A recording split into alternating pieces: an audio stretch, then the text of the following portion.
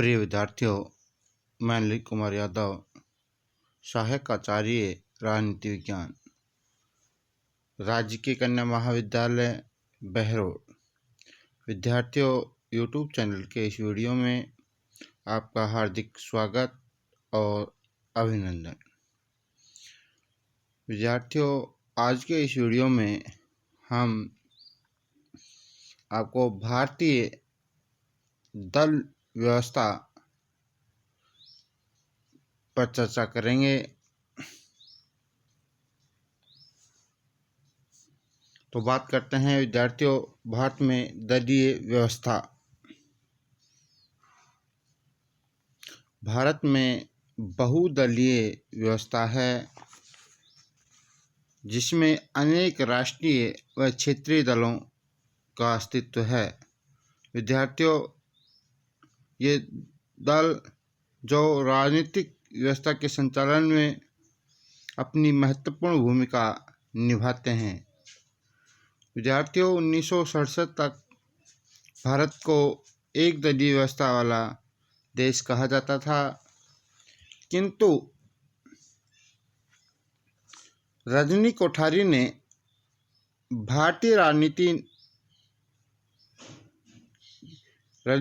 कहा है कि भारतीय राजनीति ने एक दल की प्रधानता वाली स्थिति से निकलकर आज उस स्थिति में प्रवेश किया है, जिसमें विभिन्न दलों में प्रधानता प्राप्त करने के लिए प्रतियोगिता प्रारंभ हो गई है।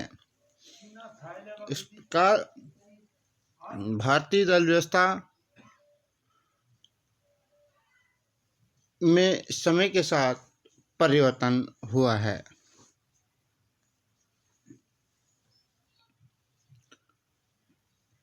अब बात करते हैं विद्यार्थियों, भारतीय दलीय व्यवस्था की विशेषता की, भारतीय दल प्रणाली की विशेषता। मुख्यतः इस वीडियो में हम भारतीय दल व्यवस्था की 4 विशेषताओं पर चर्चा करेंगे। पहली है बहुदलीय प्रणाली, दूसरा गठबंधन राजनीति के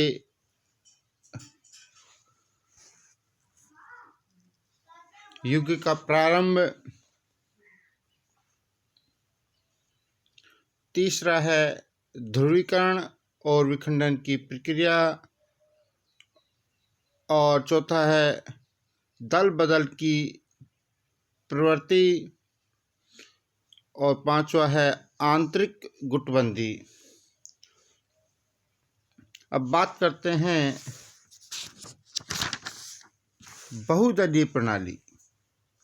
विद्यार्थियों, स्वतंत्रता से वर्तमान तक भारत में बहुदलीय शासन प्रणाली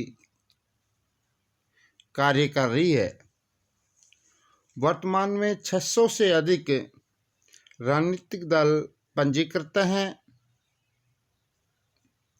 मान्यता प्राप्त राजनीतिक दलों की संख्या समय समय पर बदलती रही है। 2007 में राष्ट्रीय दलों की संख्या 6 थी, राज्य स्तर के दलों की संख्या 46 थी। इस तरह कुल मान्यता प्राप्त दलों की संख्या 52 थी। अब बात करते हैं विद्यार्थियों अगली विशेषता की, वो है गठबंधन राजनीति के युग का प्रारंभ। विद्यार्थियों, 1996, 98, 99 तथा 2004 के लोकसभा चुनाव में किसी राष्ट्रीय राजनीतिक दल को न तो स्पष्ट बहुमत प्राप्त हुआ और न ही वे अकेले या कुछ राष्ट्रीय राजनीतिक दलों को मिलाकर सरकार बनाने की स्थिति में रहे। ऐसी स्थिति में एक दलीय सरकार का युग समाप्त हो गया और राष्ट्रीय स्तर पर गठबंधन राजनीति की शुरुआत हुई, अर्थात गठबंधन राजनीति ही एकमात्र विकल्प दिखाई देता है।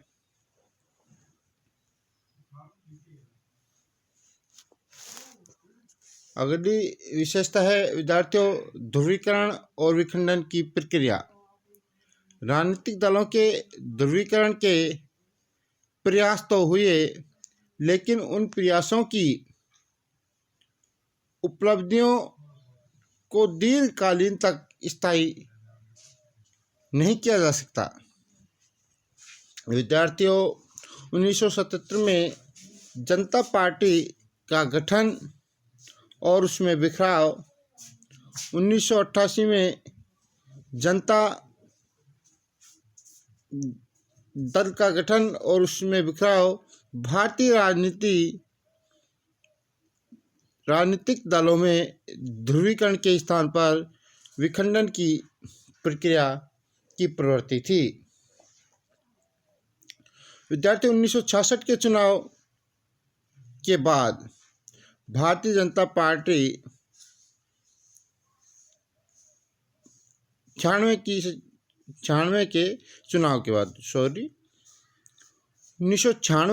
के बाद भारतीय जनता पार्टी की सरकार को अपदस्थ करने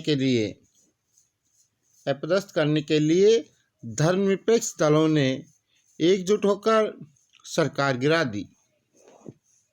इसी तरह विद्यार्थियों 1998 में भाजपा गठबंधन की सरकार का पतन गठबंधन सरकार के लिए सबक था।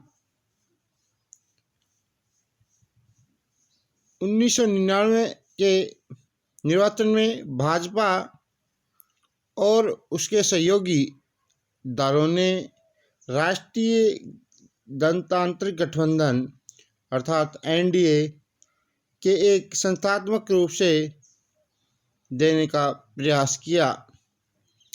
इसी प्रकार विद्यार्थियों 2004 में हुए लोकसभा के चुनावों के बाद वर्तमान में सत्ता में आई कांग्रेस और उसके सहयोगी दलों ने संयुक्त प्रगतिशील गठबंधन अर्थात यूपीए बनाकर सरकार बनाई। अब बात करते हैं विद्यार्थियों अगली विशेषता की, वह है दल बदल की प्रवृत्ति।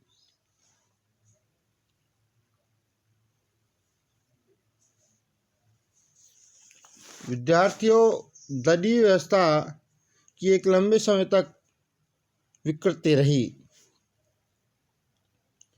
इसका लाभ सभी ने उठाया। यह स्थिति राज्यों तक सीमित थी, परंतु यह केंद्र को प्रभावित करने लगी। केंद्र में स्थायी सरकार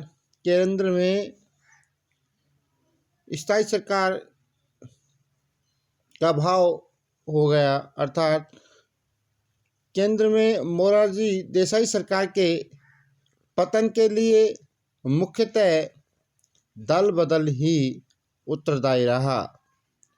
विद्यार्थियों दल बदल को सीमित करने के लिए संविधान में 32वां संविधान संशोधन विधेयक लोकसभा में 1973 में प्रस्तुत किया गया था, परंतु वह पारित नहीं हो सका तथा स्थिति यथावत बनी रही। विद्यार्थी 1977 के लोकसभा के चुनाव के पहले ऐसा दल बदल पर्याप्त मात्रा में हुआ। राजीव गांधी सरकार ने 52वां संविधान संशोधन विधेयक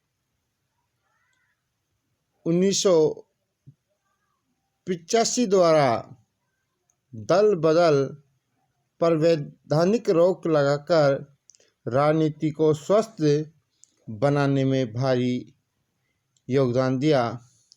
तो विद्यार्थियों पहली बार बात करें राजीव गांधी सरकार ने दल बदल व्यवस्था पर रोक लगाई और उन्होंने 52वें संविधान संशोधन अधिनियम 1985 के द्वारा इस पर रोक लगाई।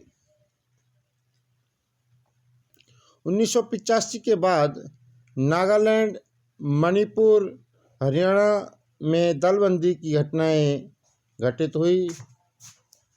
1991 में कांग्रेस ने शिवसेना, झारखंड मुक्ति मोर्चा, जनता दल और तेलुगु देशम को विभाजित करके लोकसभा में अपना बहुमत प्राप्त किया था। 1995 में तेलुगु देशम का विभाजन हुआ। 1998 में भाजपा सरकार का पतन भी सत्ता की राजनीति के कारण हुआ। भविष्य में दल बदल या दल विभाजन की प्रकृति चलती रहने की पर्याप्त संभावना है।